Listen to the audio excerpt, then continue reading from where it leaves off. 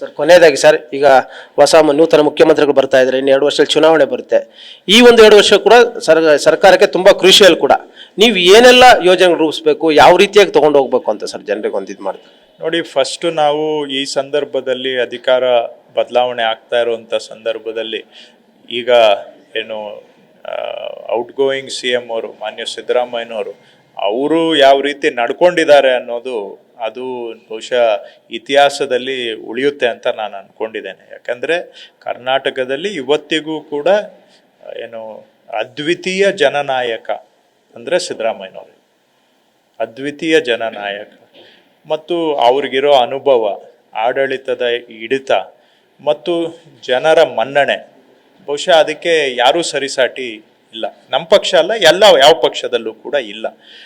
ಆದರೆ ಅವ್ರಿಗೆ ಕಾಂಗ್ರೆಸ್ ಪಕ್ಷನೂ ಅವರನ್ನು ಅಷ್ಟೇ ಗೌರವವಾಗಿ ನಡೆಸ್ಕೊಂಡು ಬಂದಿದೆ. 20 ವರ್ಷ ಆಯಿತು ಅವ್ರು ಕಾಂಗ್ರೆಸ್ ಪಕ್ಷಕ್ಕೆ ಸೇರಿ, ಕರೆಕ್ಟಾಗಿ 20 ವರ್ಷದಲ್ಲಿ ಅವ್ರನ್ನ ಬಹಳ ಗೌರವವಾಗಿ ಪಕ್ಷನೂ ನಡೆಸ್ಕೊಂಡು ಅವರಿಗೆಲ್ಲ ಅವಕಾಶ ಕೊಟ್ಟಿದೆ. ಅದನ್ನು ಗುರುತಿಸಿ ಅವರು ಪಕ್ಷ ತಾವು ಬೇರೆಯವರಿಗೆ ಅವಕಾಶ ಮಾಡಿಕೊಡ್ಬೇಕು ಅಂತ ಹೇಳಿದಾಗ ಅವರ ನಡ್ಕೊಂಡ ದೊಡ್ಡತನ ಇದೆಯಲ್ಲ, ಅದೇ ಇವತ್ತು ಪಕ್ಷಕ್ಕೊಂದು ಆಸ್ತಿ. ಸಿದ್ದರಾಮಯ್ಯನವರ ದೊಡ್ಡತನನೇ ನಮಗೆ ಇವತ್ತು ಒಂದು ದೊಡ್ಡ ಆಸ್ತಿ ಅಂತ ನಾವು ಹೇಳ್ಬೋದು. ನಿಮ್ಮಲ್ಲೂ ಅನೇಕರು ಉಲ್ಲೇಖ ಮಾಡಿದ್ದಾರೆ, ಏನು ಪಂಚಾಯಿತಿ ಅಧ್ಯಕ್ಷ ಸ್ಥಾನ ಬಿಟ್ಕೊಡಲ್ಲ. ನಾವು ರಾಜಕೀಯ ಜೀವನದಲ್ಲಿ ನೋಡಿದ್ದೀವಿ, ಒಂದು ಪಂಚಾಯಿತಿ ಅಧ್ಯಕ್ಷ ಬೇರೆಯವ್ರಿಗೆ ಅವಕಾಶ ಮಾಡಿಕೊಡು ಅಂದರೆ ಅಣ್ತಂಬಂದರಿಗೆ ಬಿಟ್ಕೊಡಲ್ಲ ಪಂಚಾಯಿತಿ ಅಧ್ಯಕ್ಷರು.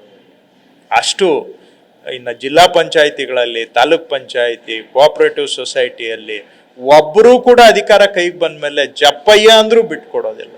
ಅಂಥದ್ದು ಒಂದು ಮುಖ್ಯಮಂತ್ರಿ ಸ್ಥಾನವನ್ನೇ ಮನಸ್ಸು ಹೃದಯವನ್ನ ನಿರಾಳ ಮಾಡಿಕೊಂಡು ಅವರು ಇನ್ನೊಬ್ಬರಿಗೆ ಅವಕಾಶ ಮಾಡಿಕೊಟ್ಟಿದಾರಲ್ಲ, ಇದನ್ನ ನಾವು ನೋಡಿದ್ವಲ್ಲ, ನಮಗೂ ಒಂದು ಸೌಭಾಗ್ಯ ಅಂತ ಹೇಳ್ಬೋದು. ಅದು ಸಿದ್ದರಾಮಯ್ಯನವರ ದೊಡ್ಡತನ. ಸೊ ಅಲ್ಲಿಂದ ನಾವು ಆರಂಭ ಆದರೆ ಇನ್ನು 2 ವರ್ಷ ನಮಗೆ ಸವಾಲಿದೆ ಖಂಡಿತ. ಯಾಕಂದರೆ 28ನೇ ಚುನಾವಣೆ ಏನೇ ಮಾಡಿ ಗೆಲ್ಲಲೇಬೇಕು ಅನ್ನೋದು ನಮ್ಮ ಸಂಕಲ್ಪ. ಇವೆಲ್ಲ ಕೆಲವು ಬದಲಾವಣೆಗಳು ಕೂಡ ಆ ದೃಷ್ಟಿ, ಅದು ಒಂದು ಕಾರಣ. ಸೊ ಹಾಗಾಗಿ ಒಂದು ಕಡೆ ಸಿದ್ದರಾಮಯ್ಯನವರು, ಇನ್ನೊಂದು ಕಡೆ ಶಿವಕುಮಾರ್ ಅವರು, ಅವರಿಗೆ ಇನ್ನೂ ವಯಸ್ಸಿದೆ, ಏನೋ ಒಂದು ಮಾಡಬೇಕು ಅನ್ನೋ ಛಲ ಇದೆ. ಎಲ್ಲದಕ್ಕಿಂತ ಮುಖ್ಯವಾಗಿ ಏನಾದರೂ ನನ್ನ ಹೆಸರು ಉಳಿಯೋ ಹಂಗೆ ಒಂದು ಕೆಲಸ ಮಾಡಬೇಕು ಅಂತ ಆಸೆ ಇದೆ ಶಿವಕುಮಾರ್ ಅವ್ರಿಗೆ. ಮತ್ತೆ 28ರಲ್ಲಿ ಗೆಲ್ಲಲೇಬೇಕು ಅಂತ ಒಂದು ದೃಢ ಸಂಕಲ್ಪ ಇದೆ ಶಿವಕುಮಾರ್ ಅವ್ರಿಗೆ.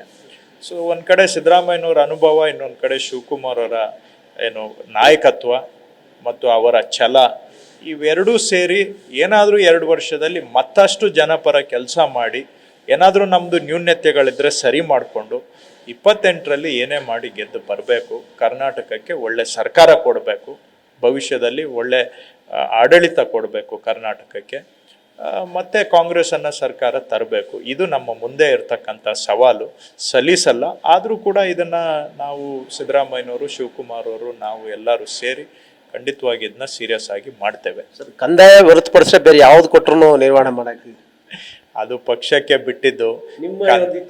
ಇಲ್ಲ, ಅದು ನೋಡಿ, ಇಲ್ಲಿವರೆಗೂ ಪಾರ್ಟಿನವರೇ ನನಗೆ ಫಸ್ಟು ಕೃಷಿ ಮಂತ್ರಿ ಮಾಡಿದ್ರು, ಆಮೇಲೆ RDPR law and parliamentary affairs ಮಾಡಿದ್ರು, ಆಮೇಲೆ ರೆವಿನ್ಯೂ. ಈ 3 ನಾನು ಕೇಳಿದ್ದಲ್ಲ, ಪಾರ್ಟಿ ಕೊಟ್ಟಿದ್ದನ್ನು ನಾವು ಮಾಡಿದ್ದೇವೆ.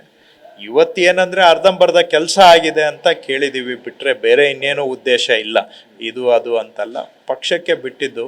ಅವರು ಏನೇ ಕೊಟ್ಟರು ನಾವು ಸಂತೋಷದಿಂದ ಸ್ವೀಕಾರ ಮಾಡ್ತೇವೆ. Thank you sir, all the best.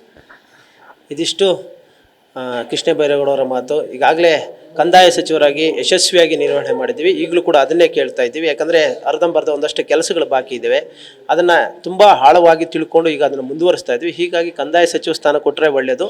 ಅದು ಹೊರತುಪಡಿಸಿದ ಯಾವುದು ಕೊಟ್ಟರೂ ಕೂಡ ನಮ್ಮ ಅನುಭವನ ಹಂಚ್ಕೊಳ್ಳೋಕ್ಕೆ ನಾವು ಸಿದ್ಧರಿದ್ದೀವಿ. ಸಿದ್ದರಾಮಯ್ಯ ಅವರ ನಡೆ ಮತ್ತು DK ಶಿವಕುಮಾರ್ ಅವರ ಹೊಸ ಹುರುಪು ಮುಂದಿನ ಚುನಾವಣೆಯಲ್ಲಿ ಕೂಡ ನಾವು ಜೈಬೇರಿ ಬಾರಿಸುವ ಅನ್ನೋ ಭರವಸೆ ಮಾತುಗಳನ್ನ ಹೇಳ್ತಾ ಇರುವಂಥದ್ದು. ಕ್ಯಾಮ್ರಾ ಪರ್ಸನ್ ವಿಷ್ಣುವರ್ಧನ್ ಜೊತೆ ಶಿವರಾಜ್ ಕುಮಾರ್, TV9 ಬೆಂಗಳೂರು.